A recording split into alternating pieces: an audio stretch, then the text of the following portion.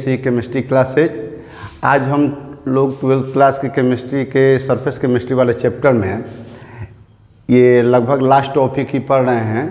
इसमें आज हम बात करेंगे कि मेथड्स ऑफ कोएगुलेशन। इसके पहले वाले वीडियो में कोएगुलेशन के बारे में देखे थे और उसी कोएगुलेशन में कुछ मेथड्स है। कोएगुलेशन में आपने देखा था कि सोल जो होते हैं वो प्रेसिपिटेट के रूप में कन्वर्ट हो जाते हैं। कोएगुलेशन का सिंपल मीनिंग होता है जमना, सॉलिडिफाइड होना। आप जनरली देखते हैं कि जैसे एग होता है तो एग आपका अंदर में है, पूरा हिला दिए, कोलाइडल फॉर्म में है। आप जब उसको हीट करते हैं, बॉयल करते हैं एग को या फिर आमलेट बनाते हैं तो बॉयल करने पर क्या होता है, वो जम जाता है, सॉलिडिफाइड हो जाता है। तो कोएगुलेशन वहाँ भी होता है। तो इस कोएगुलेशन में हम लोग कई तरीके अपना सकते हैं। तो इसका नाम आपको याद रखना है। कभी कभी पूछ दिया जाता है मेथड, तो आप लिख सकते हैं उसका मेथड का नाम। शॉर्टली उसको हम लोग देख लेते हैं। मेथड ऑफ कोएगुलेशन में coagulation of sols, sols means colloidal sols, can be done by the following methods. अब उसमें कौन कौन मेथड हो सकते हैं? तो बाई इलेक्ट्रोफोरेसिस। आप इलेक्ट्रोफोरेसिस के मेथड में ये जानते हैं कि अगर सोल ले लिए जाएं, सोल बेसिकली इलेक्ट्रोलाइट टाइप में ज़्यादातर होते हैं। अगर उनको हम लोग इलेक्ट्रोलाइट टाइप जो सोल हैं उनको ले करके उनमें किसी वेसल में ले करके, जनरली यू शेप्ड वेसल लिया जाता है और उसके एक साइड में एनोड और एक साइड में कैथोड ले करके या इलेक्ट्रिक करंट पास कराया जाता है। तो देखा जाता है कि सोल के पार्टिकल्स अपोजिट इलेक्ट्रोड पर गैदर होने लगते हैं, कलेक्ट होने लगते हैं। तो अपोजिट इलेक्ट्रोड की ओर मूव करते हैं। मान लीजिए कि अगर निगेटिवली चार्ज सोल है, निगेटिव पार्टिकल्स हैं तो पॉजिटिव की ओर चले जाएंगे, पॉजिटिव चार्ज है तो निगेटिव की ओर चले जाएंगे। तो उस तरीके से जब उनको इलेक्ट्रोफोरेसिस करते हैं तो उसमें एक पार्टिकुलर इलेक्ट्रोड पर जा कर के वहाँ पर गैदर होने लगते हैं और इस तरीके से वहाँ पर कोएगुलेशन हो जाता है। फिर by mixing two oppositively charge sols. अगर दो अपोजिट चार्ज लिए जाएं, जैसे मान लीजिए कोई पॉजिटिवली चार्ज सोल ले रहे हैं, कोई निगेटिवली चार्ज सोल ले रहे हैं, अगर उनको आप मिक्सअप करते हैं तो ये पॉजिटिव और निगेटिव चार्ज एक दूसरे के नज़दीक आकर के एक दूसरे को न्यूट्रलाइज कर देते हैं और लास्ट में वो रिकम्बाइन होकर के, रिकलेक्ट होकर के नज़दीक हो जाते हैं और रिकलेक्ट होकर के आपको कोएगुलेट कर जाते हैं। तो उससे भी आपका कोएगुलेशन, अपोजिट चार्ज वाले सोल को मिला करके भी आप कोएगुलेशन कर सकते हैं। फिर बाय बॉयलिंग, जिस तरह की एक देखे आप कि आप बॉयल करते हैं तो जो इलेक्ट्रोलाइट के चार्ज पार्टिकल्स होते हैं तो उनके बीच में कोलिजन ज़्यादा होने लगता है। कूल है, टेम्परेचर कम है तो पार्टिकल्स के कोलिजन की संख्या कम होती है और आप जानते हैं कि हीट बढ़ाने पर उनके जो पार्टिकल्स हैं उनके इंटरमीडिएट या आपस में म्यूचुअल कोलिजन की संख्या बढ़ती है। तो जब ज़्यादा कोलिजन की संख्या बढ़ती है और इलेक्ट्रोलाइट के रूप में उसमें डाले गए हैं जो सोल, तो सोल के जो डिस्पर्स फेज हैं उनके ऊपर चार्ज क्रिएटेड है। तो जब उनको हीट किया जाता है, बॉयल किया जाता है तो एक्सेस कोलिजन के कारण उनके चार्ज का जो अरेंजमेंट होता है वो डिस्टर्ब होने लगता है। धीरे धीरे चार्ज पर पार्टिकल कम होने लगते हैं, अलग हो जाते हैं और इसके बाद पार्टिकल एक दूसरे के डायरेक्ट कांटेक्ट में आकर के और लार्जर साइज में चेंज होने लगते हैं और फाइनली वो कोएगुलेट कर जाते हैं। इसके बाद है बाय परसिस्टेंट डायलिसिस। अगर डायलिसिस को आप ज़्यादा लॉन्ग टाइम तक करते हैं और तो धीरे धीरे उसमें से जो भी डिस्पर्सिंग मीडियम पार्टिकल्स हैं, इलेक्ट्रोलाइट्स हैं, वो धीरे धीरे हट जाते हैं, रिमूव कर जाते हैं और फाइनली जो डिस्पर्स फेज के पार्टिकल्स बचते हैं वो एक दूसरे के काफ़ी नज़दीक रहते हैं। डिस्पर्सिंग मीडियम का कंसंट्रेशन कम हो जाता है और लगभग हट जाते हैं। तो अंत में जो डिस्पर्स फेज के पार्टिकल्स बचते हैं एक दूसरे के बहुत नज़दीक होकर के और अपना कोएगुलेट कर जाते हैं। तो इस तरीके से परसिस्टेंट डायलिसिस यानी लॉन्ग टर्म तक डायलिसिस करके भी हम लोग कर सकते हैं। फिर बाय एडिशन ऑफ इलेक्ट्रोलाइट्स। अगर हम लोग इलेक्ट्रोलाइट्स डालते हैं सोल में, कोई सोल है उसमें इलेक्ट्रोलाइट डालते हैं तो इलेक्ट्रोलाइट जो डाले जाते हैं उसमें भी आयंस हैं। तो अब सोल में जब डाला जाता है उनको तो क्या होता है कि इलेक्ट्रोलाइट के आयंस जो स्प्लिटेड आयंस हैं सोल के अपोजिट आयन के साथ मिल करके और उनको न्यूट्रलाइज करने लगते हैं और फिर उनका साइज बढ़ने लगता है और अंत में वो कोएगुलेट हो जाते हैं। तो इलेक्ट्रोलाइट जो होते हैं वो अपोजिट आयंस जो होते हैं उनको कोएगुलेट करने में हेल्प करते हैं, चार्ज को न्यूट्रलाइज करके। तो ये सब तरीके से हम लोग कोएगुलेशन का काम कोलाइडल सॉल्यूशन का कोएगुलेशन कर सकते हैं। अब इसी में 2-3 टर्म हैं जो जनरली यूज में आ जाते हैं, जैसे एक है फ्लोकुलेशन वैल्यू। तो फ्लोकुलेशन वैल्यू क्या होता है, या उसको कोएगुलेशन वैल्यू भी बोल सकते हैं। तो the minimum concentration of an electrolyte required to cause coagulation और ये ऑफ नहीं है यहाँ पर, कोएगुलेशन और flocculation of a sol is called flocculation value. कोई अमाउंट लिए हैं सोल का, अब उसको कोएगुलेट करने के लिए जितना मिनिमम अमाउंट ऑफ इलेक्ट्रोलाइट चाहिए, जो यहाँ पर लिखे हैं ना कि बाय एडिशन ऑफ इलेक्ट्रोलाइट्स, तो इलेक्ट्रोलाइट्स जब ऐड करते हैं तो जितना मिनिमम अमाउंट डालने पर उस सोल कोएगुलेट हो जाता है, तो उस मिनिमम अमाउंट ऑफ इलेक्ट्रोलाइट को ही उसका फ्लोकुलेशन वैल्यू कहते हैं। इसके बाद एक और टर्म आता है प्रोटेक्टिव कोलाइड्स। तो the sol which are use to prevent coagulation are called protective colloids. Generally ये देखा जाता है कि जो लियोफिलिक कोलाइड्स होते हैं उनकी एक विशेष प्रॉपर्टी होती है, यूनिक प्रॉपर्टी होती है कि वो लियोफोबिक कोलाइडल सॉल्यूशंस को प्रोटेक्ट करते हैं। अगर लियोफोबिक सॉल्यूशन के अंदर डाला जाता है लियोफिलिक सॉल्यूशन को, तो लियोफिलिक सॉल्यूशन के पार्टिकल्स लियोफोबिक सॉल्यूशन के चारों तरफ अराउंड में लेयर के रूप में अरेंज हो जाते हैं और उनको प्रोटेक्ट करते हैं। तो इस तरीके से वहाँ पर लियोफिलिक कोलाइड्स जो होते हैं बेसिकली आपके प्रोटेक्टिव कोलाइड्स के रूप में यूज किए जाते हैं और उनका नाम प्रोटेक्टिव कोलाइड दिया जाता है। इसके बाद गोल्ड नंबर्स।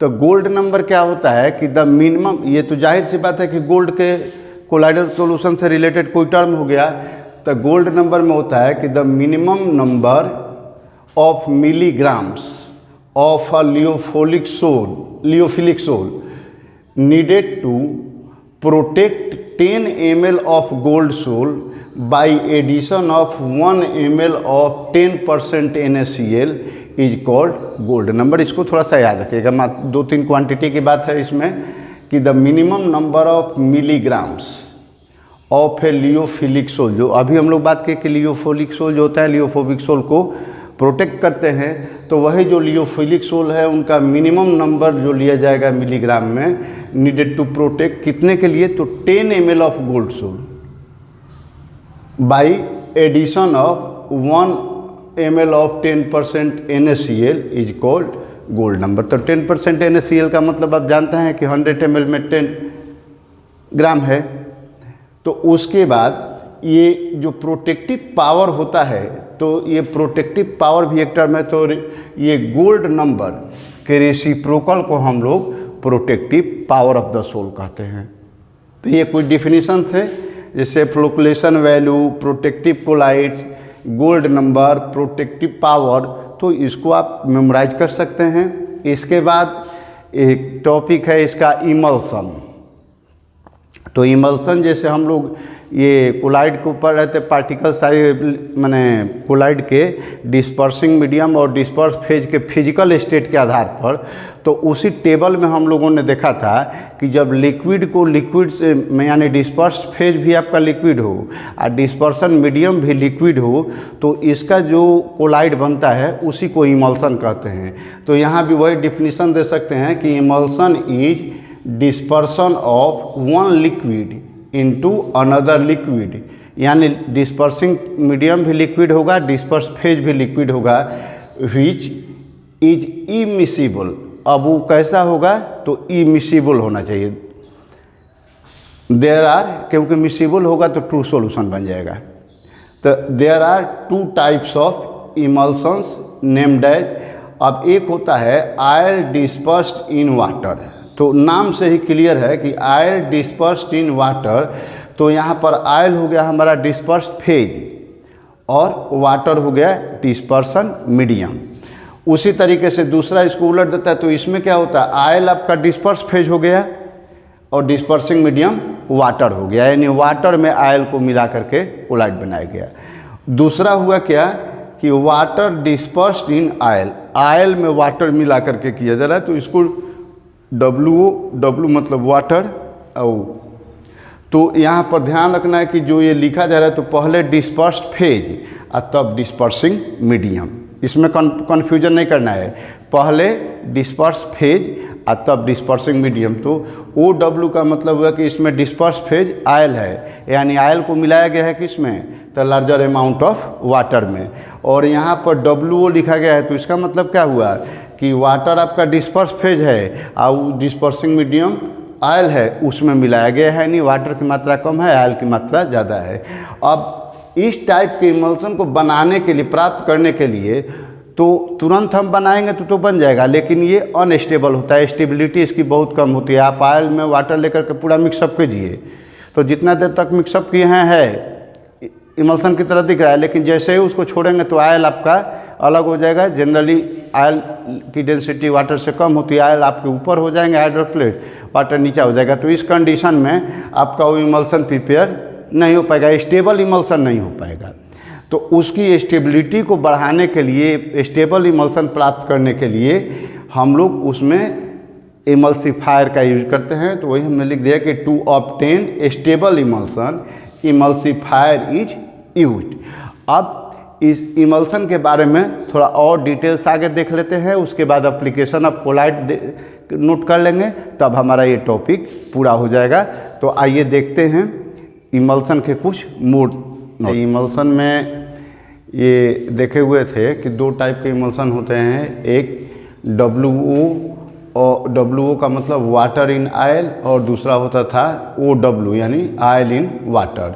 तो इनके बारे में थोड़े से और विशेष एग्जाम्पल वगैरह देख लेते हैं, जैसे proteins, gums, natural and synthetic fibres are emulsifiers for oil in water. ये ध्यान रखिएगा, आयल डिस्पर्स फेज है तो उसको इमल्सीफाई करने के लिए हम लोगों को तो उसमें प्रोटीन मिला सकते हैं, गम मिला सकते हैं, नेचुरल या सिंथेटिक सोप है तो उसको मिला सकते हैं, तो वो इमल्सीफायर का काम करते हैं और उस इमल्सन को स्टेबल बनाते हैं, नहीं वो इमल्सन ज़्यादा लंबे समय तक रखा जा सकता है।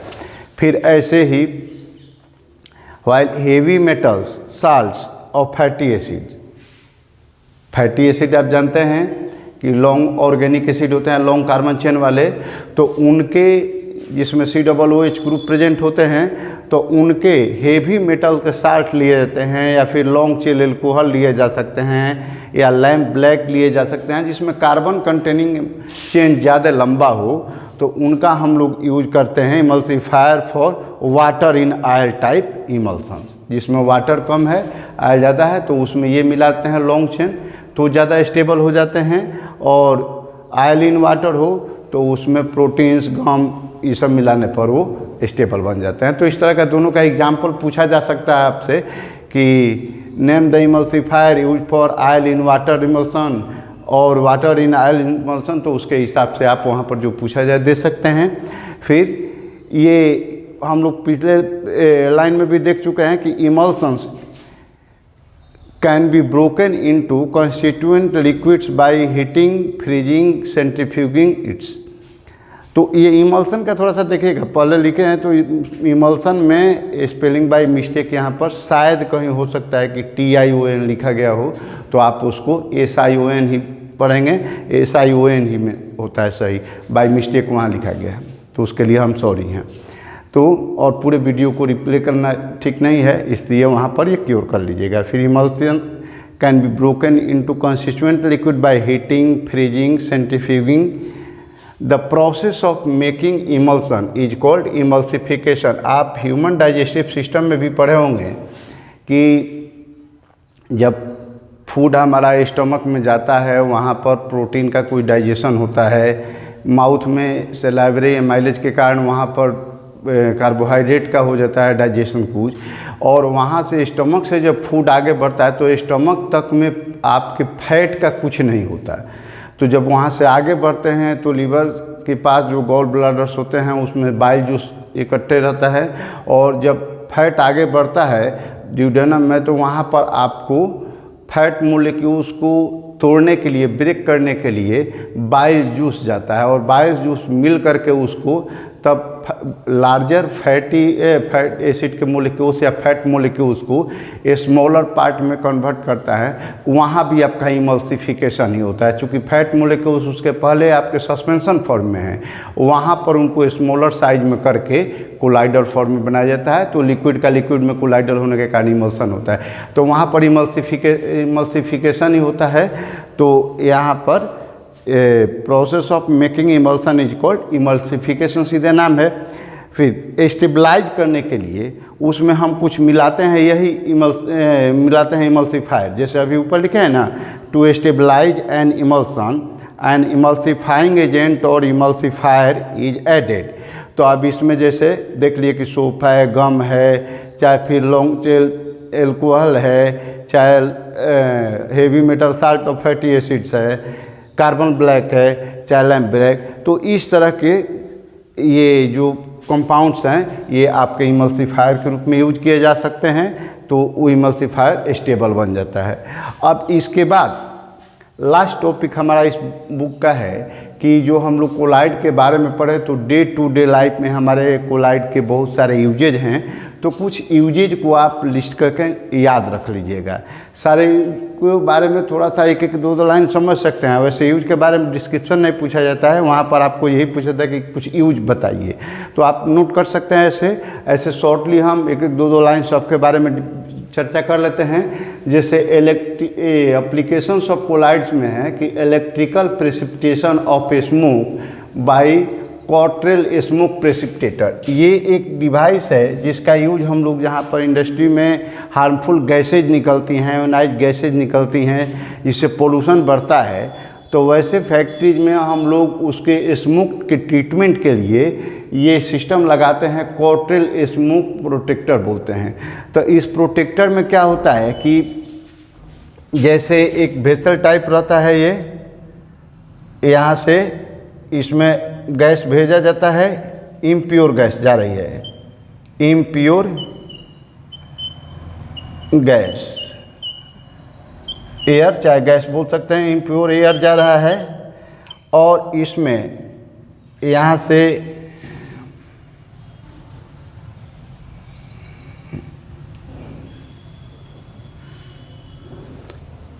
ये यहाँ से एग्जिट के लिए गैस को लगा देता है, यहाँ से गैस निकल रही है, तो ये प्योर गैस, ये हो गया प्यूरिफाइड, हो गया प्यूरिफाइड एयर।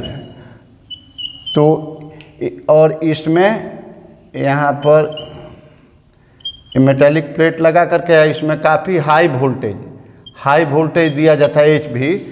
तो ये जब प्लेट होते हैं और इस पर हाई वोल्टेज दिया जाता है, तो इसमें जो आयोनाइज्ड पार्टिकल्स होते हैं, गैसियस पार्टिकल्स, तो ये इस पर जा करके कोएगुलेट होने लगते हैं और इस हाई वोल्टेज के कारण गैसियस के आयोनाइज्ड पार्टिकल्स हैं कोएगुलेट करके नीचे आपके जमा हो जाते हैं डस्ट के रूप में, और प्यूरिफाइड जो गैस है वो आपको बाहर निकल जाती है। तो यही हमारा होता है कॉट्रेल स्मोक, CSP लिख देते हैं, CSP मतलब कस्टमर सर्विस पॉइंट मत समझिएगा, ये हो गया हमारा कॉट्रेल स्मोक प्रेसिपिटेटर। तो ये प्रेसिपिटेट करता है गैसेस पार्टिकल्स को नीचे। तो इसका यूज हम लोग करके इलेक्ट्रिकल मेथड से फैक्ट्री से जो हार्मफुल गैसेज निकलती हैं उसको प्यूरिफाई कर सकते हैं। फिर मेडिसिन्स के रूप में भी जैसे हम लोग बहुत common cheese milk of magnesia का यूज करते हैं गैसियस प्रॉब्लम के लिए, या क्रीमाफिन है, या बहुत सारे ऐसे मेडिसिन्स हैं जिसको इमल्सन के रूप में हम लोग यूज करते हैं। और इमल्सन आपके ज़्यादा इफेक्टिव हो जाते हैं क्योंकि उसके पार्टिकल्स जो होते हैं ज़्यादा सरफेस एरिया प्रोवाइड करते हैं एक्शन के लिए मेडिसिन के, और इस तरीके से वो बेटर इफेक्ट दिखाते हैं। तो डिफरेंट टाइप के मेडिसिन में भी इसका यूज होता है। टैनिंग, तो टैनिंग क्या होता है, जिसको हम लोग कॉमन लैंग्वेज में चमड़े की पकाई करना कहते हैं। जिससे लेदर जो होते हैं, तो जो मवेशियों के कैटल्स के जो हाइड्स होते हैं उनको लेकर के कारखानों में जाते हैं, तो वहाँ पर उनको प्रोसेसिंग करके हार्डनिंग बनाया जाता है। जैसे आज हम लोग शूज बेल्ट ये सब जो पहन रहे हैं और रियल एनिमल का जो खाल देखते हैं, उन दोनों में काफ़ी फ़र्क होता है। तो वो बेसिकली जो बनाया जा रहा है वो टेनिंग के बाद ही बनाया जाता है। तो उसको हमने लिख दिया कि tending means the process of hardening of leather. तो जो लेदर होते हैं उनके ऊपर पॉजिटिवली चार्ज आयंस रहते हैं, तो हम उनको टेनिंग में डालते हैं या फिर क्रोमियम आयन में डाल करके, क्रोमियम साल्ट के आयन में डाल करके और रखते हैं। तो क्रोमियम आयन के साल्ट में या फिर आपके टेनिन में ये निगेटिवली चार्ज पार्टिकल आयंस रहते हैं, और जो लेदर होते हैं या हाइड्स होते हैं उन पर पॉजिटिवली चार्ज आयंस होते हैं। तो वो आपस में एक दूसरे को न्यूट्रलाइज करके, कोएगुलेट करके अलग हो जाते हैं और आपका लेदर जो होता है हार्ड हो जाता है। तो सिंपली याद रखें कि टेनिंग में इसका यूज करते हैं। Tending means hardening of leather. इसके बाद सोप के क्लीनिंग एक्शन में भी होता है। हम लोग सोप है, डिटर्जेंट है जो सफाई के लिए यूज करते हैं, इसके क्लीनिंग एक्शन के बारे में हम पहले पढ़ चुके हैं। तो उसमें भी कोलाइड्स के यूज होते हैं। फिर फोटोग्राफिक प्लेट्स जो होते हैं, फिल्म आजकल तो ज़्यादातर ये इलेक्ट्रॉनिक चल रहा है, लेकिन पहले जो फोटोग्राफिक प्लेट, चाहे आज भी जहाँ फोटोग्राफिक प्लेट का यूज होता है, फोटोग्राफिक कैमरा लिया जाता है, तो उसमें जहाँ पर फिल्म वाली बात आती है तो फिल्म के ऊपर भी लेयर चढ़ाया जाता है। तो लाइट सेंसिटिव सिल्वर ब्रोमाइड का लेयर चढ़ाया जाता है। तो जो सिल्वर ब्रोमाइड का लेयर चढ़ाया जाता है बेसिकली वो भी कोलाइड ही होता है। फिर purification of drinking water. Drinking water में डिफरेंट टाइप के हार्मफुल साल्ट जो होते हैं उनको हम लोग निकालते हैं कोलाइड्स के यूज करके, फिल्ट्रेशन के माध्यम से में रिएक्शन पहले करा करके उसको सस्पेंशन में कन्वर्ट किया जाता है। फिर सस्पेंशन को फिल्टर करके फिर हार्मफुल पार्टिकल्स को बाहर निकाला जाता है। इसमें एलम का यूज करते हैं, फिटकरी वगैरह का यूज करके आप उसको कोलाइडल सॉल्यूशन को कोएगुलेट करके निकालते हैं, प्यूरिफाई करते हैं। फिर रबर इंडस्ट्री में जो लेटेक्स होता है बेसिकली कोलाइड होता है और उससे आप रबर बनाने का काम करते हैं। तो वहाँ भी रबर इंडस्ट्री में भी आपका कोलाइड का यूज होता है। फिर इंडस्ट्रियल प्रोडक्ट्स बहुत सारे हैं जो कोलाइडल फॉर्म में पाए जाते हैं या कोलाइड का यूज करके उनको तैयार किया जाता है। तो इस तरीके से कोलाइड का और इमल्सन का हमारे डे टू डे लाइफ में बहुत सारा यूज है। तो अब इसके बाद डिफरेंट टॉपिक्स को देखते हुए जो हमारे कोर्स में दिया गया था कोलाइड्स के बारे में और सरफेस केमिस्ट्री के डिफरेंट टॉपिक्स को हम लोग डिस्कस करके कंप्लीट किए। अब इसके बाद नेक्स्ट वीडियो में हम लोग इस चैप्टर के कुछ इन टेक्स्ट क्वेश्चन और कुछ एक्सरसाइज क्वेश्चंस हैं, उसमें कुछ ज़्यादातर क्वेश्चन थ्योरेटिकल हैं। तो सारे क्वेश्चन पर 1 बाय 1 हम लोग डिटेल्स अपना कुछ राइटिंग और कुछ ओरल व्यू में अपना एक बार ओवरवाच कर लेंगे और उसके बाद तब हम लोग नेक्स्ट चैप्टर की शुरुआत करेंगे। तो आप चैनल से बने रहिए। और इस सरफेस केमिस्ट्री चूँकि बहुत कॉमन चैप्टर होता है तो इसलिए आप इसका रिवाइज करके रिव्यू करके आप देख लीजिए वीडियो को। तो वीडियो लेसन से बहुत चीज़ों की जानकारी हो जाएगी, आपको क्लियरिफिकेशन हो जाएगा। और इसका सबसे बड़ा फ़ायदा है कि चूँकि हम राइटिंग स्टेप में दिए हुए हैं, राइटिंग स्टेप में, तो आप इसका प्रॉपर नोट्स बना सकते हैं जो आपके एग्ज़ाम के लिए या रिवीजन के लिए बहुत हेल्पफुल होगा। और उसके बाद आप बुक नोट्स से वीडियो से पढ़ करके तैयार करके 1-2 बार बुक पढ़ लीजिएगा तो बहुत अच्छी जानकारी हो जाएगी चैप्टर पढ़ने पर और सारे पॉइंट्स क्लियर हो जाएंगे। तो मिलते हैं हम अगले वीडियो में क्वेश्चन के साथ। तब तक आप चैनल से जुड़े रहिए। Thank you, best of.